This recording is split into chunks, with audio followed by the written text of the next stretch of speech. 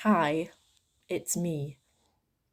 Today, well, I was going to say today I'm going to talk about autism, but I talk about autism every day. And I just finished a bit. I was supposed to do my first official self intro. I just went on a wild tangent about colonialism and how that got in the way of us shitting on um, associations with psychic and intuitive work, and I'm like, you know what, that can be a standalone, but it was also a really short video, and I want to take advantage of the fact that I bothered to do my makeup, because honestly I'm not going to do my makeup very often. It's, again, I'm autistic, it's a sensory nightmare, like, yeah. So, and actually, funnily enough, I kind of need to run off really soon to attend a reading group from one of my best friends about colonization in psychology and its relationship with capitalism. Like, who would have thunk? Who would have thunk? Anyhow, and the ADHD part of me is like, casually, like, I'm just going to be time blind and pretend I can somehow fit me talking about autism, this huge subject, into this quick video. Because I'm in the flow now, man. I'm in the groove. Like, I'm always so awkward and uncomfortable when I start filming and then I actually start yakking and I'm like, oh my god, I'm having fun. And now I'm in that state. Like, it's monotropism. What is monotropism, you might ask? Right, I'll get into it. I don't know if I can actually explain it really well. I feel like I'm probably gonna, like, be a little, I might do a bit of a cop out and be like, you can refer to XYZ. Actually, I think that's a better thing to do because I don't pretend to be an expert. It's just that it was hardcore my special interest when I was doing research about it leading up to being professionally diagnosed. Okay, so I kind of wish I had a bullet point now that I think about it. This is going to be a nightmare. I'm sorry. Because if I'm educating, well, that's not true. Sorry. Well, you see it in the works right now. It's kind of wild to me. So I need, okay, this is obviously more of a vlog style. Like, this is just me chatting with a bunch of friends on the internet. I am not Violet, the wise counsel. No, I am just talking about ADHD because I freaking, man. Okay, all right, let me actually try and get to a point. Um, because I was thinking, like, if I'm spreading awareness about this, then ideally I would like neurotypicals to understand it. And then I realized the way I'm talking is probably going to put off a lot of neurotypicals if you are neurotypical, but then do we really know anymore? But okay, actually, let me just freaking talk about autism. So I never thought I was autistic. Um, yeah, I just didn't. So I did my psychology diploma, well, the first year before I finally had an autistic burnout, which made me insanely depressed. But during that time, I was, how old was I? 17. The only thing I learned about autism, and I'm sure if you've been through psychology, you've heard about this, the only thing I learned about autism was that it was the lack of theory of mind. And the theory of mind is this cognitive ability to realize that other people have different thoughts from us. So let that sink in for a second, that they basically taught us that autistic people think that no one else has a freaking mind that's separate from ours. I know. Um, and so that's all I really knew about it. I've always been like, what even is autism? And obviously, we have the classic like boy stacking a bunch of like toy trains or toy cars or whatever the hell. Um, and I did at the time, again, being autistic, I had a lot of online friends, not many in real life friends because people just didn't like me.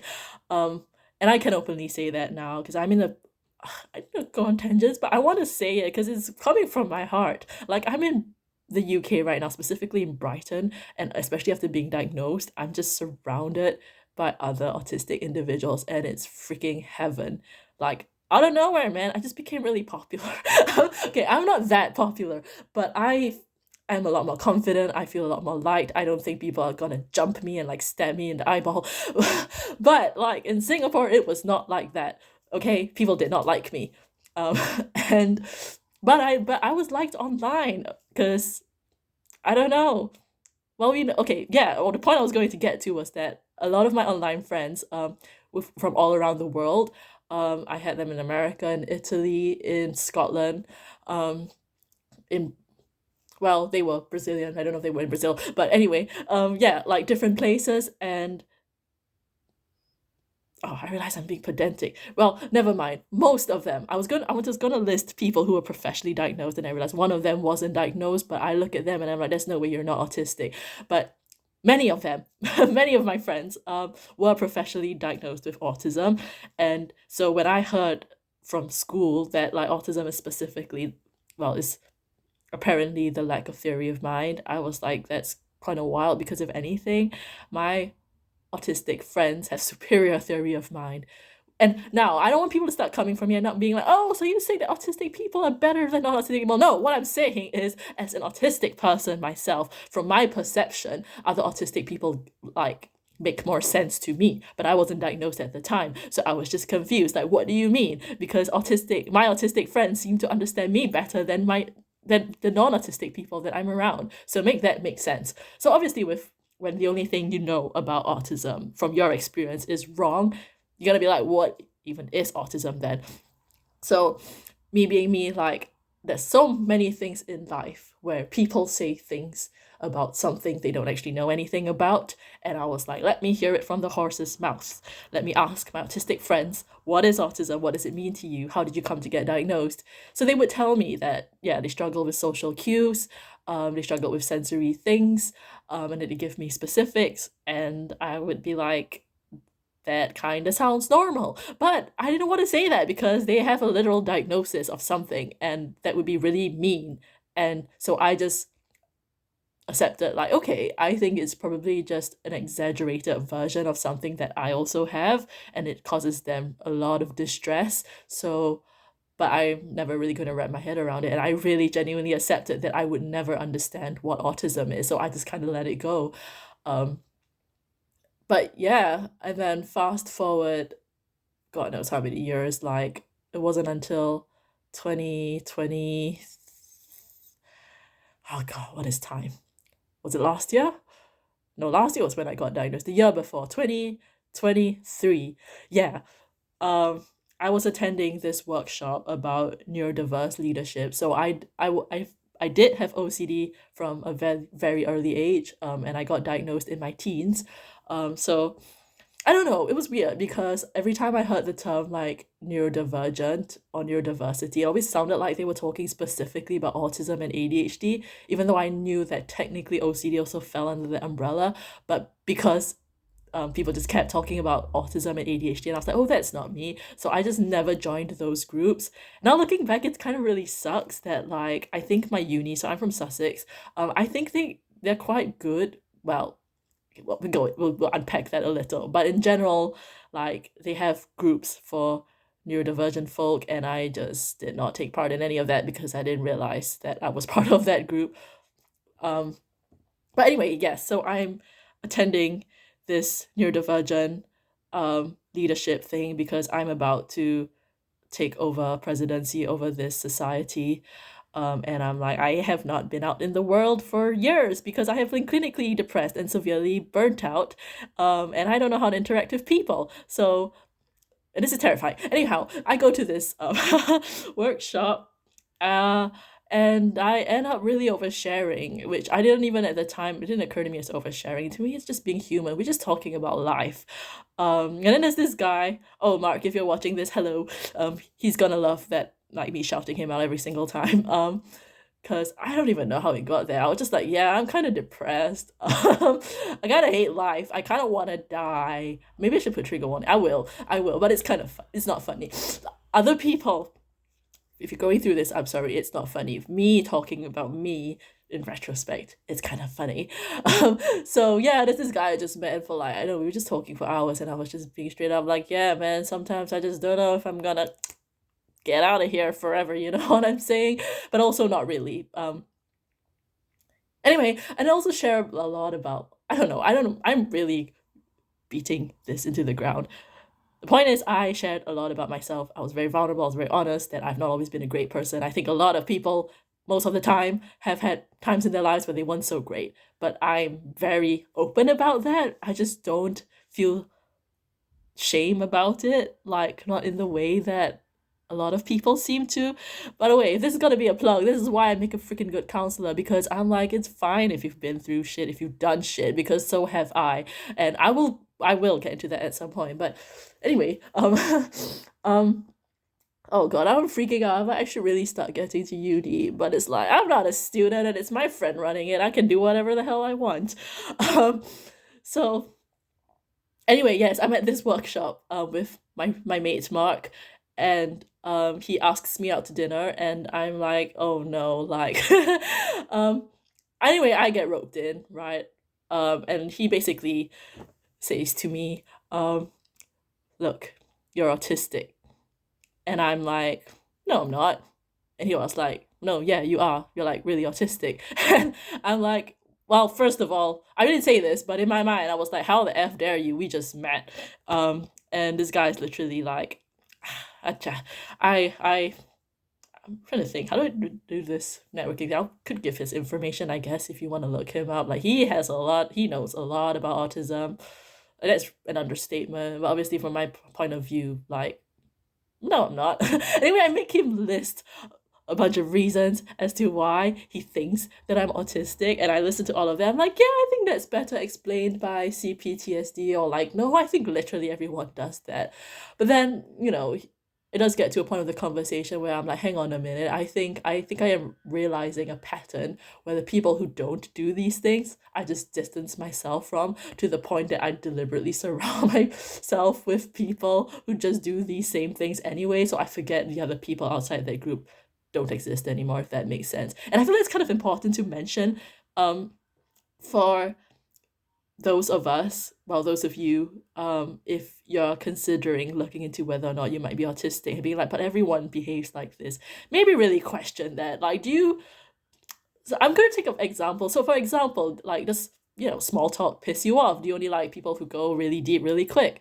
And then you might think, well, I'm sure you know it's not true. But if you're like me, after a certain point, you look at all your friends and you're like, yeah, everyone's like that. But then let's take it, for example, you're in the workplace. How's that going for you, huh? If you're not in a specifically neurodivergent affirming workplace, how's that going for you? So yeah. Well, anyhow, I still ended the dinner being like, yeah, I don't think so.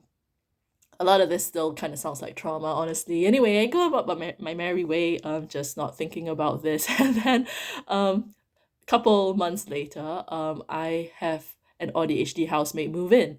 Um, and she tells me, well, I think she was mostly focused on ADHD. And for me, ADHD was for sure not in the picture at all. Again, I'll kind of get into it. But yeah, so we yepped. We just, man, do I be yapping a lot?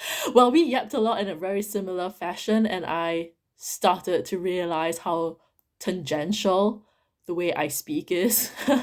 And again, that is just something that's I've just been like that my whole life. That doesn't occur to you as being a thing.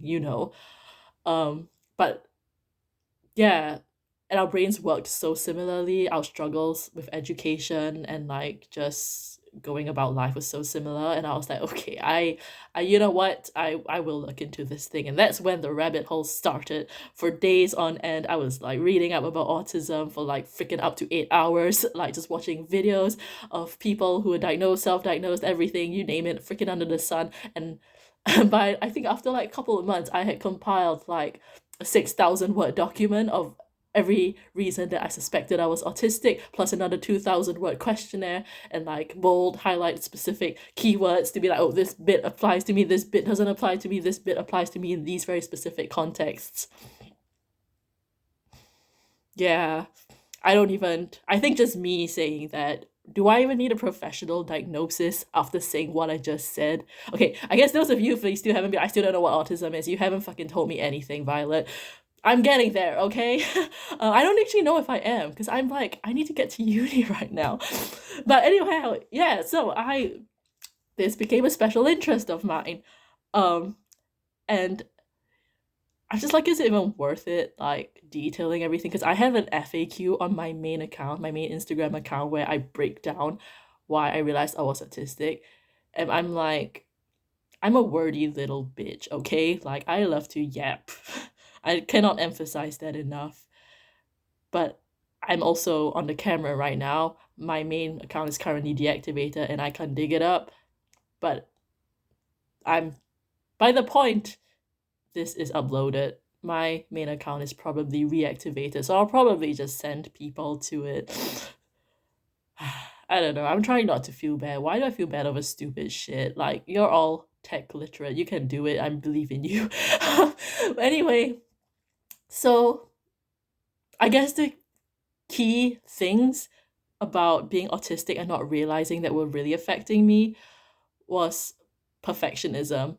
And of course, I've had a diagnosis of OCD, but I would say where the difference lies is perfectionism. For example, if you get lost in a special interest, and okay, what is a special interest? It's an interest that's very all consuming for those of us who are autistic.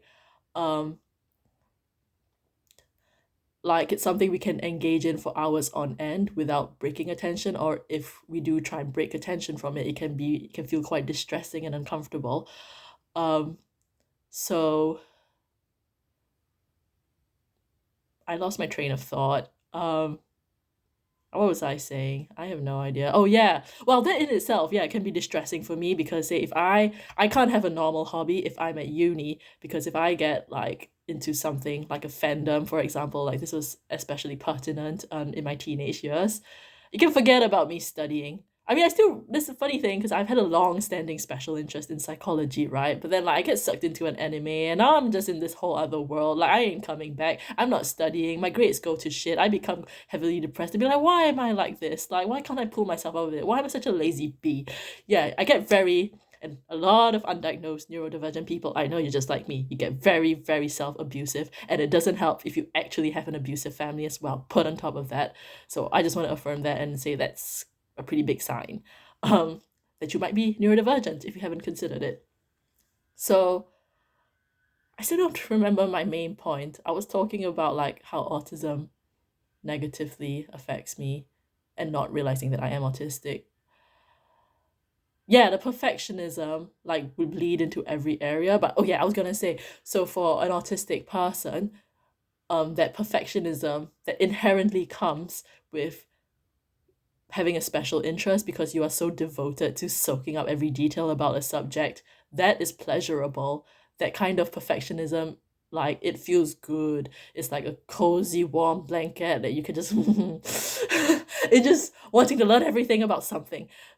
OCD, on the other hand, is a fucking nightmare. It's a fucking pain in the butthole. And for me, I've known since I was 9 when I had it. I'm like, I know this doesn't make any sense. I want to stop, but I can't. So yeah, that's a big difference between the two. But because well, specifically my main OCD symptom was contamination, like OCD like cleaning random surfaces and things. But then I did realize also like an obsession around like say for example being pedantic around grammar. This was a thing um with me in secondary school, grammar and spelling. And I would be like, oh, like I do have quite like an OCD personality. I mean, OCPD, like obsessive compulsive personality disorder, is also a thing, but that I can't say I know enough about it to carefully lay it out how it's different. I just know it doesn't fully apply to me because you can look it up. I'm just gonna say, yeah, it's still a bit different. But I thought like, oh, like the discomfort that sometimes comes up with things not being perfect does kind of remind me a little bit of the distress that I feel when I'm having an OCD episode. So I thought, oh, I seem to have like OCD like traits all across the board. And I mean, as I went through my teens, my symptoms did evolve into like, for example, I could like organize pictures online for like up to 12 hours, trying to make sure the colors lined up in a really certain way, or like I had like a weird obsession with numbers as well, and that's another thing. Um, that was a very loud I'm sorry. But yeah, so I just would I just chalked it all up to like OCD in a way, but like it's actually autism, and it's actually really important to know that because a lot of autistic people are, well, in my case it was a misdiagnosis, but an underdiagnosis. I've like that autism was missed out because the way you go about treating, I guess, people with specific mental health issues really matters whether or not they're autistic. And eating disorders, for example, is a good example because so in my case personally, I've never struggled with like body image in terms of weight. But it was always, I could always feel like I might get a little triggered when people started talking about numbers. And it's because I'm autistic. And it's not about like how I look, but if I hear numbers being spoken about, I can really latch onto that, like, and use it as a really arbitrary thing and go down a really dangerous path. And I wouldn't be surprised if autistic people with eating disorders have a similar thing. I mean, sure, there's likelier to be an actual like relationship with like body dysmorphia, but also a really rigorous, well, not rigorous, a really overly strict relationship with numbers. That's a very autistic thing. So the way you would want to help such people, you need to have a very different approach and realize that cognitively the way they're coming about this is entirely different. Um, so yeah, I'm not sure if there's anything else I want to mention. Because yeah, I guess I would talk about monotropism. Well, essentially, monotropism is this pretty new thing. That's, I don't know if I can explain it well, even though like I really love to talk about it. It's basically like we have a much narrower, intense attention tunnel. So like whatever we're focused on at the moment, we can be. Oh, I think of it. I don't know if someone else has used this analogy of if I came up with it. I don't remember, but it's kind of like a car that's going really fast and suddenly you want it to change direction. And like it can't, like you need to give it time to slow down before it can do that. So like non-autistic people or neurotypicals, because I think ADHDers also have this to an extent, to a smaller extent than autistic people, but they have this too, where yeah, they can get really wrapped up in one thing and then struggle to change gears, whereas for neurotypicals, like it's a lot steadier and consistent. Their attention isn't so sucked in, and that's why they can have regular breaks. But for us neurodivergents, that can be quite distressing because we are like really sucked into something. But that's also why we become subject matter experts a lot of the time. And then funnily enough, because we struggle with a lot of more conventional areas of life, um, we then don't actually get the official societal recognition that someone with our level of expertise should actually get. So that just hits close to the heart for me as someone who's really struggled with employment, and yet I've, yeah, people look at me like you're so clearly skilled and intelligent, like why are you still unemployed? And that's a whole story for another time, which I would get into it right now, but again, I gotta go to uni. So I'm just gonna leave it here. I think this is a good length for a video. Um, so yeah, some things to think about, I guess. And I'll see you soon. Bye.